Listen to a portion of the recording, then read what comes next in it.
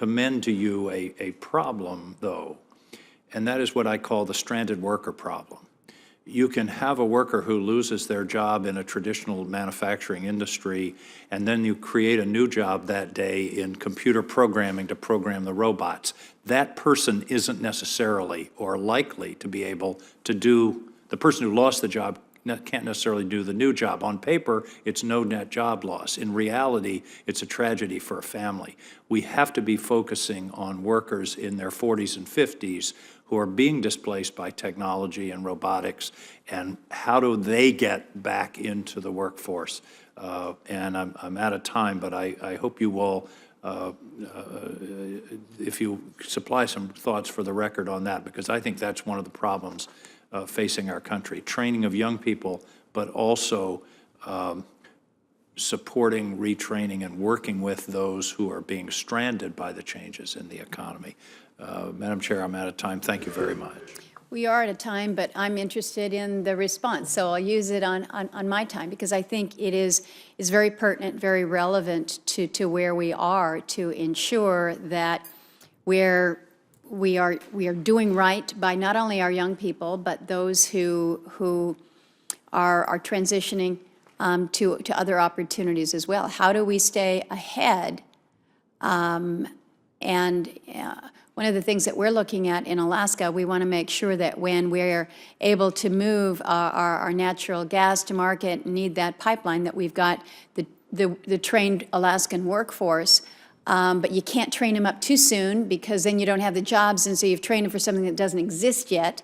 But knowing how quickly things come, how do you make sure that that pipeline is significant enough? But again, I think to your point, for opportunities that we might not even know yet. So I'll throw Senator King's question out to all the rest of you. Dr. Christodoulou? Madam Chairman, I feel passionate about the retraining aspect of our educational program, because I remember when I was a student at the university, you know, George the machinist, I could give him a little hand drawing and he would create an excellent piece of engineered machinery. And that person can now, that kind of skill can be translated to the new economy. That person that used to do machining can now do additive manufacturing. And I know it's hard to do. It's hard to retrain people, but it's possible through the schools, the community colleges, and on-hands training programs that we have. For example, companies like ours, like the Boeing company, we take every year of the order of 1,500 interns that come and spend time with us. Now, these interns are typically young, but they don't have to be. So, you know, we look forward and we want to see more retraining, because the technology change of the rate of change of technology is such that it's unlikely that somebody who has been trained in one field, you know, a long time ago will remain relevant in the new economy. Additional to that, the new generation, I think, of our people are more adept to what I call the digital revolution. They like to change. The days of where somebody had a 40-year career in a single field are fast diminishing. People like to change jobs and go from one interest to the other. And I think that culture change can be aided by the federal government and Congress in facilitating these retraining, these local retraining programs. Well, Doctor, let me interrupt for just a moment, because I don't disagree with anything that you say, but sometimes I feel that our institutions are not as nimble as our people.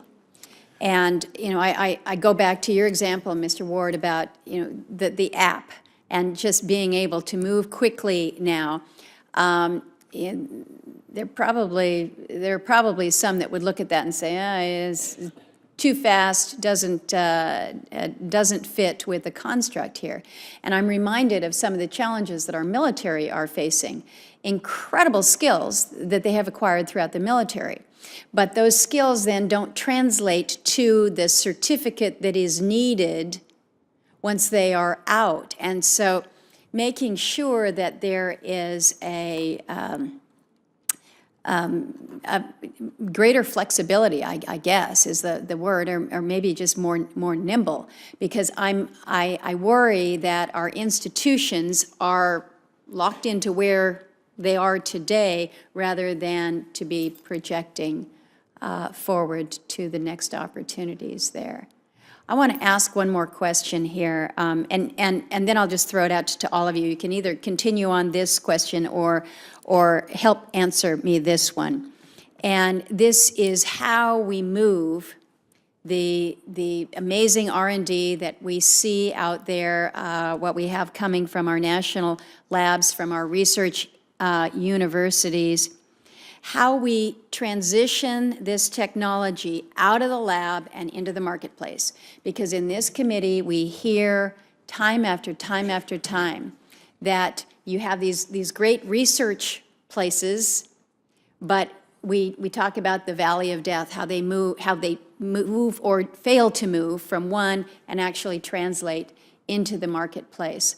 How do we do a better job of that transition? I'll jump on that Okay. one, Senator Murkowski. One of the things that is going on in this whole space of, from discovery to deployment are new models that are being created of partnerships. And I'll just give some examples from the national labs. Not too long ago, there was this perception that there was all this valuable technology sitting on a shelf in these national labs, and we just needed to have an efficient process for licensing it, and it would go out and be deployed, in industry. And certainly, in universities and labs, there are some technologies that really are ready to be licensed. We know of some pharmaceutical blockbusters and things that have come out of that. But for the most part, in order to do the maturation and build there has to be a partnership. And so, speaking of the national labs, we're seeing now some very deep strategic partnerships with individual U.S. companies teaming with these labs, but also in the model of some consortia as well. So that's one model, I think, where we have some progress and a competitive advantage compared to other countries, really, of working that way. I'll give you an example. General Electric, they have a major partnership with Livermore in additive manufacturing. And they're already a big player in that, but they're teaming now in some very advanced technology to accelerate that. That's a great example that will get that into marketplace, and other companies have, the right to come in and do that sort of thing as well, and we heard about Boeing's deep partnerships. The other issue, though, is some of these innovative early technologies where new companies form and how you get the venture capital and scale, and I think that's the biggest problem we have, because we saw at the height of, the early investment in clean energy that so many of those technologies and companies, they reached a certain point and they went offshore. We have cases where the Chinese came in and bought companies that we had nurtured to a certain point and we couldn't scale and they were gone. That, to me, is an area where we all should be working very hard to figure that one out. So let me ask Dr.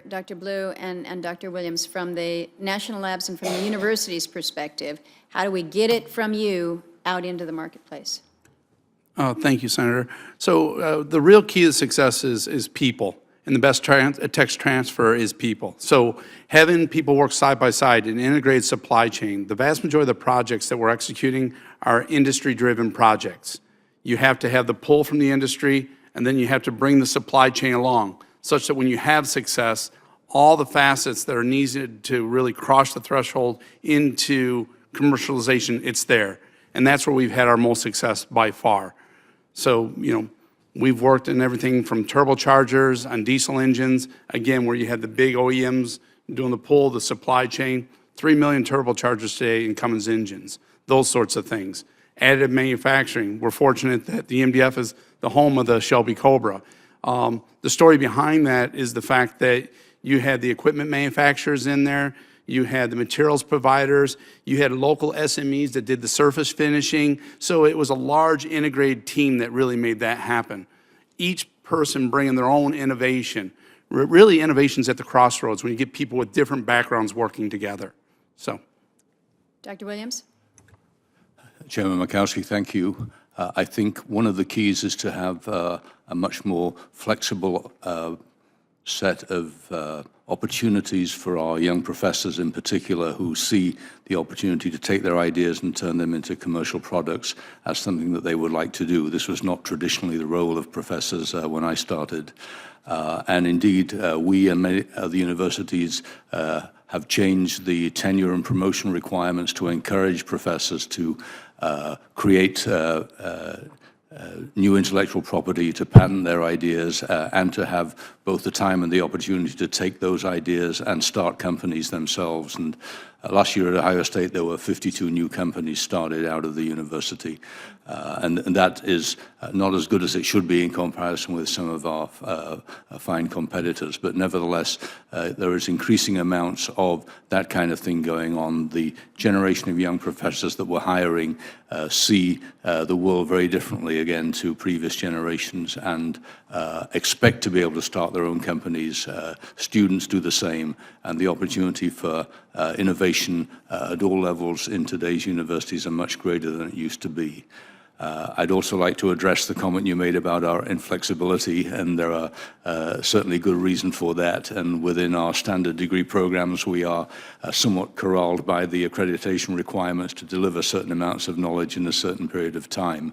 But beyond that, at Ohio State and many of the universities at the graduate level, the creation of certificate programs that may build up to formal degree programs or may just stay as very focused certificate programs to bring a skill set to an individual, either who is a graduate student or who is coming back for retraining. This can be done online, and many universities, including Ohio State, have literally dozens or even hundreds of online programs that don't necessarily lead to degrees, but bring a skill set that an older person might value when they want to move into a different part of the workforce. So there is flexibility there, but it's not always in our catalogs when you read them online. So. Understood. Senator King, did you want to weigh in? And Dr. Christodoulou or Mr. Ward, I know that certainly in Ketchikan, what we have seen through the University of Alaska Southeast and their job training programs that are very specific to the shipyard there have been extraordinarily helpful for the local people. So I think that there is that nimbleness. If you can get the funding through your university programs, but I think we do have a tendency to see some of them. So I don't mean to be critical of all of our institutions in general here. Madam Chairman, I just wanted to, just as an example, give you an example of a Boeing program in Utah and the local industry there, where we're engaging with high schools to bring young people into the factory and not just into the Boeing, but to a broader community. We're doing this with Governor Herbert, and the program has just kicked off, and they have internships within the industrial corridor in the Salt Lake region, and that enables them to get first-hand experience of these types of jobs and the new jobs that they need.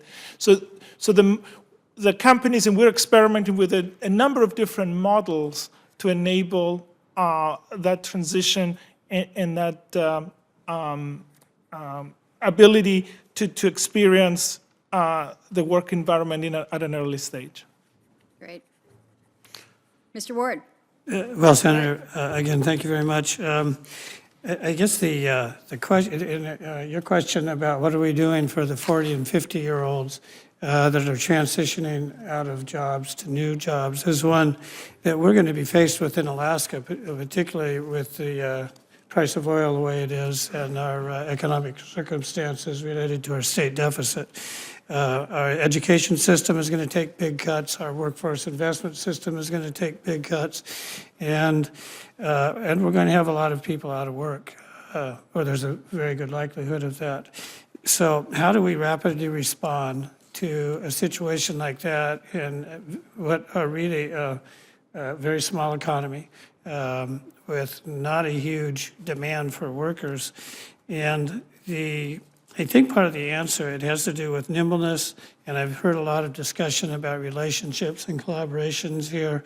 And it's to begin looking at the workplace as not just a place to work, but it's a place to become a whole human being, really. We're beginning to talk about our shipyard as a college for a human being, where you can come and not only learn how to work, but you can come and learn more about the world and more about how to become part of our community. So how does that translate to a transitioning worker that's 40 or 50 years old? We are beginning to have internships where we're having young people come in to the yard. We've got a young lady, Marcia Togiak from Bristol Bay, that's just an awesome young worker.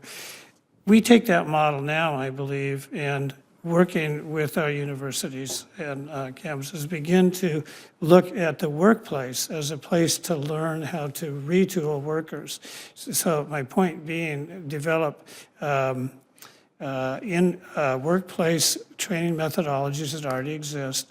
And rather than having adult workers go to colleges and career centers for retraining, begin putting those on-the-job training opportunities where transitioning workers are receiving college degrees and assistance from Department of Labor, so right on the work floor. And when you talk about nimbleness, I think that's the types of thing we need to be thinking about across the board to take care of some of our employment issues that are coming up in the state. Appreciate it. Thank you.